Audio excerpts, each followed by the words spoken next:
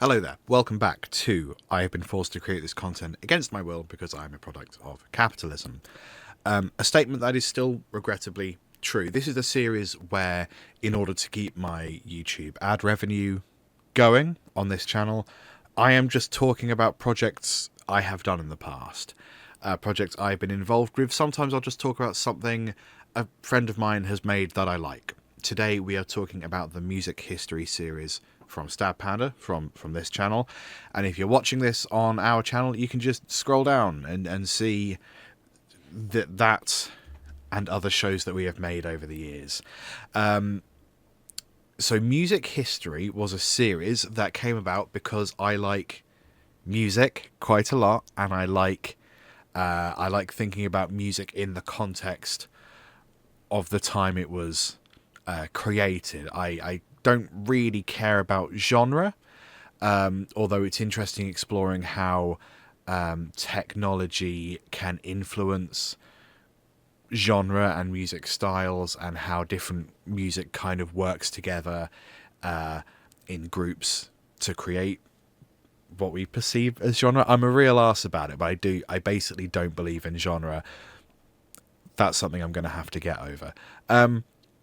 Music History was a series that, came about because I wanted to talk about music history, provide really kind of broad strokes overviews of different musical styles, and kind of explain development in a way that was easy to comprehend. And it was also a great way for me to learn a lot of this stuff myself. Like, I sort of knew what the Common Practice era was before doing this video, but I probably couldn't have given you dates. I can't give you dates now, but I have published a video that can. We're also going to get into a story about getting in trouble for male nudity. Honest. The first music history videos came about 10 years ago, crikey. So after we did the Pro Tips for Independent Bands, the PTFIB videos, we then started working on music history. I think we plan to go back and forth a little bit on those. So you can see our first music history was Where Did Dubstep Come From, which was something that was quite interesting to me, especially when I learned, and this is 10 years ago, this was like the height of dubstep, especially I learned that what is commonly referred to as dubstep isn't, technically speaking, dubstep. It's like a whole separate thing. This is why genre isn't real, right? Because dubstep isn't dubstep. Dubstep is just electro, it's EDM, or it's bro step or something. Dubstep, if you're being really technical about it, is like dub reggae, but creepy. That's what dubstep is. But then that term got bastardized, I guess, by, I'm just going to blame Skrillex. I usually blame Skrillex for things I don't like. And it turned into that annoying kind of party EDM stuff that I think maybe 3 or 4 people liked. Anyway, it's little things like that around the language of how we describe genre and the words that we assign to music genres is the reason that I don't believe in genre as a concept. And it also makes for really interesting conversations for a certain kind of nerd like me. Anyway, so that was the first idea. Where did dubstep come from? Was exploring that whole thing. And then we had the origins of metal. I think there were 2 parts to that. Oh, no, maybe not. I've just lost the thumbnail for this, apparently. A rock and roll guide to bad ideas was a fun one because it's just really stupid things that rock musicians have done over time, and I thought that was kind of a fun angle to take on the idea of music history, because it is still historical music stuff, but it's kind of taking a, oh, you idiots, look at what Jimmy Page did to a fish, that kind of thing. East-West hip-hop war, 10 years ago was quite a big topic, is the fact that there was no war, it was all a media concoction, and it really worked. And I got to talk about P. Diddy and Suge Knight being terrible people. And it seems I was right about that. 3 Generations of Ska. That was a fun video because, again, I didn't realise before making this that ska as a genre, the first wave of ska in Jamaica predates reggae. Reggae actually comes out of ska, and then it turns into the kind of ska that we had in London, and then it turns into essentially pop punk, Less Than Jake, etc.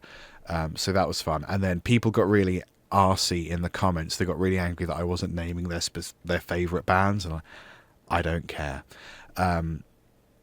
Brief history of game music, and then the common practice era videos are where it really starts to take off. You can see like the Renaissance video did quite well, Baroque, classical period, and we'd revisit these videos over time. We'll come back to that. The history of Happy Birthday is quite interesting. Minimalism is something that comes up quite a lot in GCSE music composition in this country, or at least it did a few years ago when I worked in music education. I assume it still does. So that's a sort of a classroom resource, I guess, followed by very much not a classroom resource, the top 5 least sexy lyrics of all time. Metal subgenres, yep, so that's another metal thing. Celebrity musicians, that was when we were really churning through the music history stuff, and then we come back to it, medieval music 5 years ago. Why? And then because those videos did quite well, 300,000 videos, that's very good for this channel. We would also come back and do common practice period. The common practice period is essentially classical, romantic, baroque as like a collection. And we came back and did another romantic era. Is the other romantic era still up? No, it's not. Interesting. Romantic era we redid, and I kind of wanted to come back and do more. So 3 years ago I did a video on Taiko because again I was trying to get funding to create music education resources. So Taiko, this Taiko video was kind of an example of this is what I can do now. I've got this background of doing music history, but this is what I'm able to do now. Why don't you give me some money so I can do this? Didn't work. One day maybe. The videos would be voiced by either myself, I think Sai maybe did some of the metal ones. Our good friend Jamie, who has that nice low voice, he did a lot of the common practice videos. Jamie did some voiceover. I think Ben made a couple appearances. Ben from Conversation Hat, but not as like the voiceover, but as like someone talking to camera. Just because I wanted to add that, I guess. Story about male nudity. So 9 years ago, we released the original version of medieval music. There's a couple absolutely fair criticisms of music history. The first is that we don't cover everything, which is fine. I'm happy to take that criticism because I'm not trying to cover everything. I'm trying to give broad strokes. And what's really interesting is people who seem to really, really know these topics and know these eras, these musical movements and these genres really well will come in the comments and correct us. And it's, fair enough if we get a date slightly wrong, but why are you watching? This video isn't for you. If you already know this stuff, this video is to give you a really brief overview of this thing. If you have a PhD in medieval music, why are you watching a video titled Medieval Music History on YouTube? That seems baffling to me, because obviously with that title we're not adding anything to the discourse. I don't have a PhD. I don't want one. I just want to make a bare bones video that explores this idea. A further criticism, which is fair but not our fault, not our problem, is that quite often we don't include musical examples in our videos because we can't. We can include maybe 30 seconds of audio, but the way that copyright strikes work is that they sort of don't care about fair use. I can use music and say it's for educational purposes. I can use 30 seconds of music, either of which are allowed under fair use, but I'll still get copyright struck. So I'm not going to do it. Instead, I'll name specific creators from whatever period, whatever movement, you have access to all the music for free. Go away. Don't care about this kind of critique. Now, something happened a few years ago when we realised, oh, music history might actually be a good thing to do with our time. We were doing these videos, and there's something really funny about the medieval period. There is an instrument called the sackbut. Right? Now, what do you suppose I put on screen for the sackbut? You're quite right. It was a Hessian bag and a man's ass. A black and white, tasteful photo of a man's ass off of Google. Put those on screen. Ha ha ha. Everyone in the world found it hilarious because it is objectively hilarious.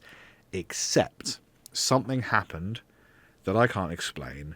For some reason, a bunch of schools, specifically in the Philippines and Texas, started using this video as a classroom resource, and it started getting shared around. And teachers were just playing the video, just in its entirety, to their kids, and that was their lesson. Now, I'm a great defender of teachers. I don't think they get paid enough. But if you're going to play a video that someone sent you on the internet in front of your children that you're responsible for, and you're not going to watch all of that video, you are not a good teacher. You're not a good person. You deserve to be called up in front of the head teacher, which is, I think, what happened. This happened several times. We got lots of comments and DMs and emails from teachers who were really annoyed that we had a picture of a man's ass on there, in the video. And I had to explain. I ended up just copy pasting the same message. That sucks for you. I'm sorry that happened. Didn't you think it would be a good idea to watch through the video, considering we haven't labelled it as safe for children? FYI, videos that are safe for children are labelled as such, and this wasn't. So, very much sorry. That's your fault and your problem. Well done. Which isn't, I guess, not the response they wanted. So in the end, what we did was this was going to keep happening, and it was more to do with me not wanting to receive any more of these emails. We created a new version of the video, which also allowed us to correct things like there was a spelling mistake or something in the original, or we got a date backwards or something, you know. So we corrected those mistakes, and we put up a new version of the video without the man's ass, and we still managed to get several thousand views because we made the original one private. It, I think, was on our Patreon when the Patreon was active. You can still probably find links to it. It's unlisted. It's not private. You can still watch it. So yeah, it still exists in places if you really want to see a man's ass. It's also, if you Google butt, probably the first image that you will come across. Yeah, so that's the story of music history, and I don't really know what else to say about it other than if you're going to show a video to a child, don't.